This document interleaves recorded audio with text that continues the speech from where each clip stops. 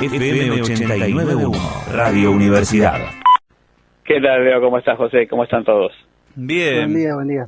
Bien, Luis, con la particularidad, que te habíamos convocado presencialmente para hablar del coronavirus antes de que tengamos el virus en el país, ¿no? Y ya nos adelantabas un poco, qué podía pasar con esta pandemia.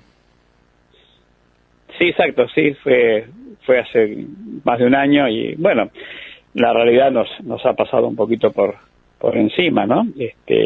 La situación fue crítica en todo el mundo, realmente desde hace más de 100 años que no se vivía en el mundo una situación como esta de la pandemia, y ahora de alguna manera se están pasando olas y olas, ¿no? No termina nunca este virus aparentemente de flagelar y va mutando de la manera más insólita a veces y ha provocado caos en los sistemas sanitarios más reconocidos mundialmente, pero creo que vamos a salir en algún momento.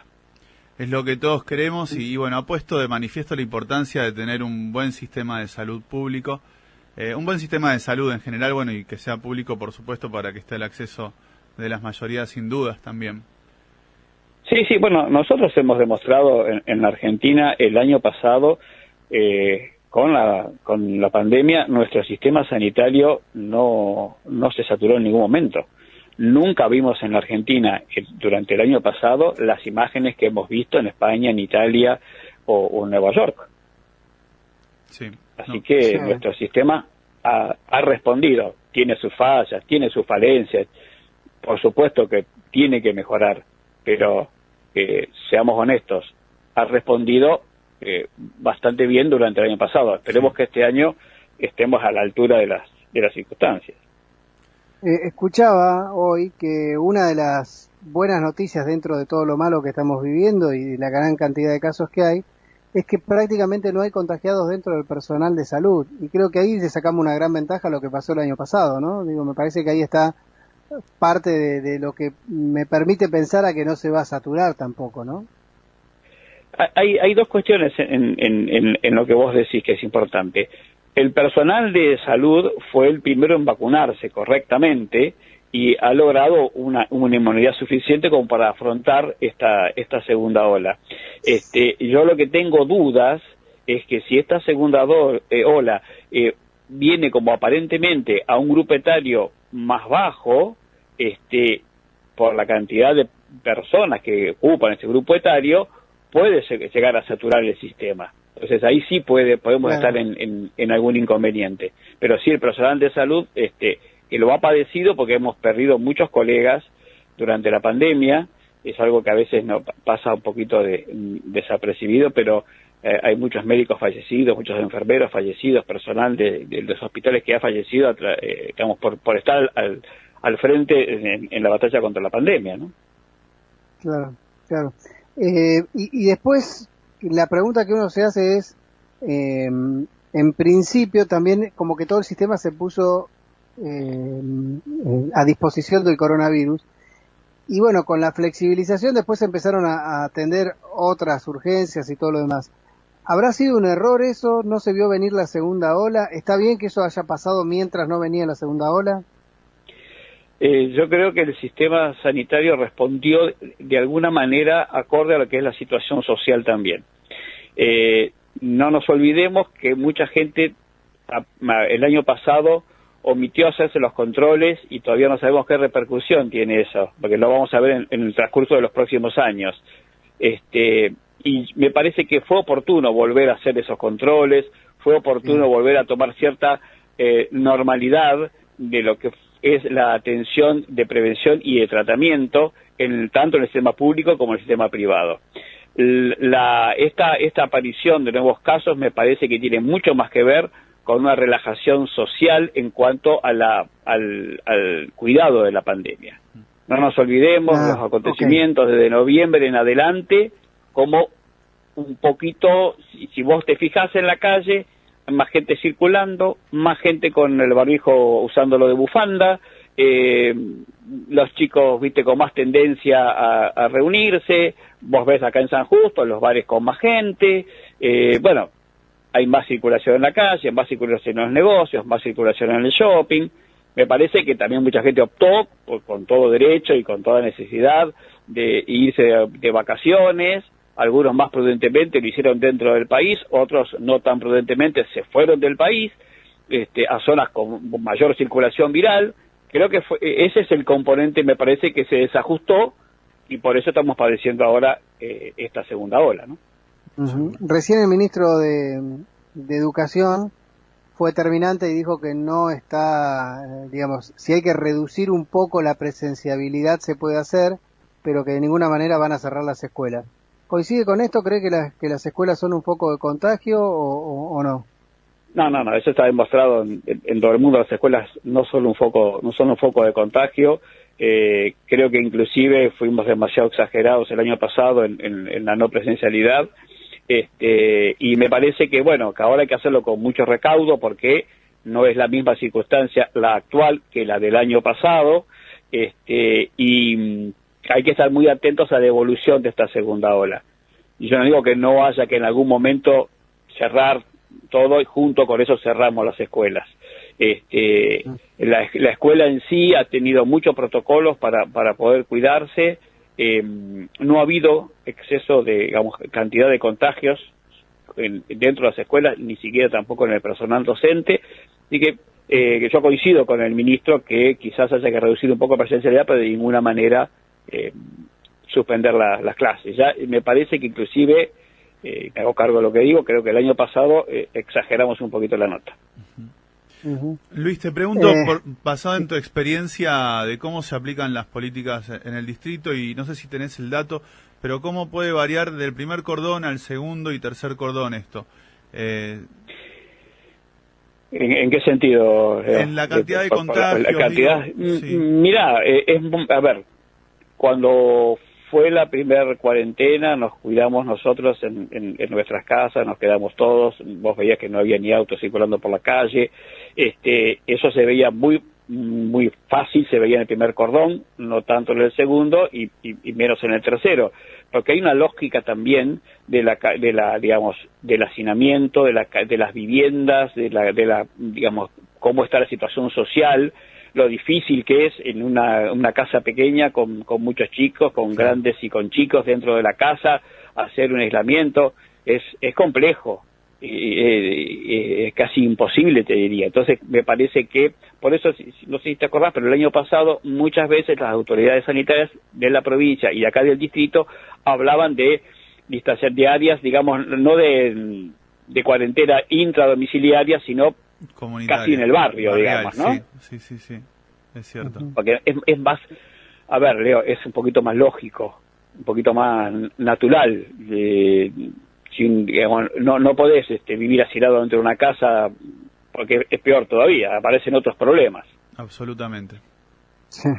Le pregunto por las vacunas, porque hoy escuchamos un par de audios que desinforman. Y ahora la noticia de último momento que Estados Unidos frenó el uso de la Johnson & Johnson porque aparecen coágulos en algunos casos. AstraZeneca, algunos países también la han suspendido. Se habló ayer acá de la poca efectividad de la Sinovac. La mayoría de sus colegas dicen, vacunate igual. ¿Qué dice usted? Sí, a ver, yo creo que en esta también hay que estar atento a las guerras comerciales. Bueno, no te olvides que estas vacunas no se regalan, se venden. Entonces hay competencia entre titanes de AstraZeneca, Johnson & Johnson, son multinacionales que venden miles de millones de dosis, y me parece que está mucho más enfrascado en ese tipo de guerra comercial que de la efectividad o los efectos adversos de una vacuna. Ha habido efectos adversos, pero si vos te pones a pensar, AstraZeneca había aplicado ya como que 5 o 6 millones de vacunas y hubo 4 casos o 5 casos de trombosis. Claro. Digamos, sí, que se pueden dar por cualquier otra cosa. Está bien tenerlo en cuenta, pero habría que ver cuál fue la circunstancia, qué patología tenía el paciente. A lo mejor es un paciente que tenía una enfermedad en la sangre que lo prendía, a la coagulación, o un paciente que está con una enfermedad, con un cáncer. Todo paciente con cáncer es más proclive a hacer trombosis, y no por eso se va a dejar de vacunar. Claro. Pero yo creo que habiendo vacunas que tienen efectividad, aunque sea baja, de un 50%, es mejor estar vacunado que no estar vacunado. Los ESAVI, esos efectos adversos en la vacunación que pueden pasar, también tienen que ver con la idiosincrasia a las drogas. La idiosincrasia es cuando vos, digamos, haces un efecto extraordinariamente adverso, distinto a lo que hace el 99% de la gente que lo toma. Es como si vos tuvieses una alergia específica o una anafilaxia a la aspirina. ¿Sí? O sea, esto en las vacunas también puede pasar. Sí. Además, con la desgracia es que esta no se conoce, sí, porque es todo muy nuevo. Claro. ¿No? Nosotros estamos haciendo vacunación de emergencia ante una situación de emergencia. Todas estas vacunas, en otras épocas, en tiempos normales, hubieran tardado 3 o 4 años en salir a la luz. Y acá aparecieron en 9 meses. Claro. Creo que no están inyectando veneno, ninguna vacuna es veneno. Me parece prudente vacunarse con la vacuna que esté a disposición de acuerdo a tu grupo etario, en aquellas vacunas que tienen una limitación etaria, justamente por esta falta de conocimiento de la misma. Pero ya tuvimos problemas cuando empezamos a hacer lío con la vacuna rusa, que sí, que no, ya bastantes problemas generó esa situación, porque bueno, viste que todo tiene una grieta en este país, lamentablemente. Sí, lo que pasa es que más allá de lo que usted dice, que es una cuestión de guerra comercial de los laboratorios, que han sido los lobistas más importantes que ha dado la humanidad, creo yo, también está la guerra mediática y la guerra de la famosa grieta, ¿no? De periodistas que desinforman y te dicen que la mayoría de las vacunas que compramos tienen un 3% de efectividad cuando no es cierto. Yo digo, también pasa eso. Yo insisto, creo que lo único que ha habido coherente, me parece, en estos últimos tiempos, en que hasta ministros que han sido, hasta el mismo Rubinstein, para decirlo con nombre y apellido, que no fue muy feliz en su gestión, recomienda la vacunación y dice que cualquier vacuna es buena, digamos. Me parece que por lo menos ahí rompimos un estigma de grieta. Me parece que eso por lo menos contribuye. Yo insisto, creo que hay que vacunar, pero aparte de eso, si me permitís, yo creo que no hay que relajarse. Tenemos que seguir con el barbijo bien colocado, tapando la nariz, tenemos que seguir lavándonos las manos, tenemos que seguir manteniendo el distanciamiento social, tenemos que evitar las reuniones de muchas personas, tratemos de salir lo menos posible. Me parece que ese sería el mejor consejo para darle a la gente. Seguramente de tener que vacunarse, pero no perder la conciencia de que estamos con un virus que muta, y que es un virus que es muy agresivo y que, bueno, hemos tenido hasta casos de personas famosas, ¿no? Como la muerte de Mauro Viale, que, bueno, ha tenido una evolución agudísima de esta enfermedad.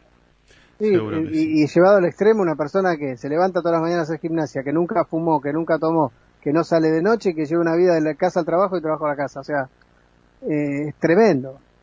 Sí, él lo tenía en contra del grupo etario, ¿entendés? Claro. Digamos, sigue siendo un factor de riesgo, lamentablemente, digamos. Los más viejos están peor. Lo dijeron los médicos, los directores de hospitales, ¿no? Con su comunicado, hace falta la responsabilidad ciudadana, la solidaridad de cuidarse y también los controles del Estado para que efectivamente no se cumplan las medidas y las restricciones que se han impuesto. Sí, Diego, pero vos no podés poner un policía en cada casa, es impracticable eso. Tenemos que tomar conciencia, porque si no tomamos conciencia estamos lastimando a otros. Entonces tenemos que cuidarnos entre nosotros, y si nos reforzamos con la vacuna mejor, y si llegara a aparecer en algún momento un tratamiento, sería fantástico, pero por el momento hay que cuidarse. No queda otra, es lo que hay que hacer para que no colapse el sistema de salud, que es inminente, ¿no? Sabemos que puede pasar eso en cualquier momento, porque si continúa esta esta proyección de contagios va a ocurrir en cualquier momento. Por eso está más estresado, sobre todo acá en el conurbano, está mucho más estresado que el año pasado. Mucho más estresado. O sea, me refiero a que la cantidad de camas disponibles y la capacidad de apertura de camas, ya lo hicimos el año pasado. Mucho más no se puede. No te da el espectro. Entonces hay que tratar de evitar que esas camas se llenen. Seguro que sí. ¿Y la inmunidad de rebaño qué tan lejos la ves, Luis? Sabemos que Muy para lejos. la provincia son 12 millones aproximadamente los que tendrían que vacunarse. Falta. Mirá, falta, porque vos no te olvides que no es solamente la vacuna en la cantidad de dosis que se ha recomendado, sino el tiempo posterior a que esas aplicaciones se hicieron. Vos necesitas tiempo después de la segunda aplicación para que vos estés seguro que estás inmunizado. Y no te olvides que esta inmunidad que nos da es para evitar los casos graves, o sea que igual los vamos a poder contagiar y quizás pase como un resfrío común. Claro. Pero ninguna vacuna evita que te contagies el COVID. Está evitando en su gran mayoría que te metas en una cama de terapia intensiva, que te metas en un respirador. Pero va a haber circulación viral. Entonces, la inmunidad de rebaño este año no creo que se alcance. Ni aunque podamos vacunar a los grupos etarios que correspondan o a los grupos de riesgo. Estamos lejos, sobre todo porque va mutando. Claro. Eso también hay que tenerlo en cuenta. Galle. No, yo creo que demasiado claro lo que dijo el doctor. Lo que me queda por saber es si no es tarde para algunas restricciones. ¿Qué diría usted? Porque se debate mucho sobre eso, ¿no? De si cerramos, si no cerramos, si a las 6, una de las versiones es que un colega suyo dijo ya hace un mes a las 6 de la tarde tendrían que cerrar todo. No sé cómo lo ve eso, si lo ve posible, porque además está la credibilidad, ¿no? Claro, a ver, yo creo que es muy complejo porque también mucha gente sale porque le gusta divertirse y mucha gente sale porque tiene que ganarse un mango. Y tiene que laburar, tiene que viajar para laburar, tiene que estar 2 horas arriba de un medio de comunicación para poder llegar del trabajo a la casa. No es sencillo y digamos, ese esfuerzo ya también se hizo el año pasado y todo tiene un límite. Parece que para restringir sí las cuestiones que son banales, pero viajar para trabajar, para hacer cosas, me parece que eso me parece que no estamos en condiciones. Aparte, la gente tiene que producir. Creo que uno puede decir, bueno, aflojemos un poco en alguna cuestión social, en algo que no sea tan imprescindible, aunque digamos para nuestra salud mental también es bueno irse a tomar una cerveza a algún lado, lo que pasa pero bueno, es que, por ejemplo, el sábado volvió el último tanto, contingente de egresados de Bariloche. El sábado volvió el último contingente. Volvieron 15 pibes contagiados. Pero digo, esas cosas habrá que subsidiar a las empresas de turismo. No sé cómo hacerlo, pero está claro que eso no es lo imprescindible. Lo mismo las salas de juego, que ya se cerraron. No, por eso no. Hay cosas que se pueden limitar, que tienen lógica de ser limitadas porque no es imprescindible. Inclusive decís, bueno, se van a enojar la gente del teatro, pero bueno, si hay que volver al teatro por streaming, hay que volver al teatro por streaming y si tenés que decir, bueno, mirá, vamos a tener que cerrar una semana los restaurantes, cerramos una semana los restaurantes, después vemos si hay alguna manera de que esas pérdidas se puedan compensar. Pero no podés hacerlo tampoco mucho tiempo, entonces hay que buscar el momento para poder hacerlo, sin que se colapse, sin que la gente se rebele, porque también hay una cuestión que también se fomenta, que es la rebeldía a estas medidas, cosa que me parece una locura, pero bueno, no sabes cómo va a reaccionar la gente. Hay cuestiones de la sensibilidad y de la personalidad que no sabes cómo va a pasar. Yo si a mí me decís, yo diría que seamos conscientes, que aflojemos un poco, que evitemos todo aquello superfluo, que lógicamente, hoy por hoy, irse fuera del país, hacer un viaje de egresado, y qué sé yo, me parece que es una locura. Totalmente. Y que se haya permitido eso, también me parece que fue que aflojamos demasiado los controles, ¿entendés? Porque alguien permite que se vaya un contingente de vacaciones a Cancún. No aparece de gol, no es generación espontánea. Tiene que pasar por una serie de controles que evidentemente se relajaron porque, bueno, parecía que la pandemia se iba y la esperanza de la vacuna era algo que iba a ser una solución definitiva. Y sí, bueno, nos quedamos a mitad de camino. Luis, muchísimas gracias, como siempre, un gusto conversar con vos. No, gracias a ustedes por la oportunidad de poder expresarme y bueno, les deseo que estén muy bien, les pido que por favor se cuiden y que sigan comunicando también como lo hacen siempre. Un gran abrazo. Desde la Universidad Nacional de La Matanza, Radio Universidad FM 89.1. Siempre cerca.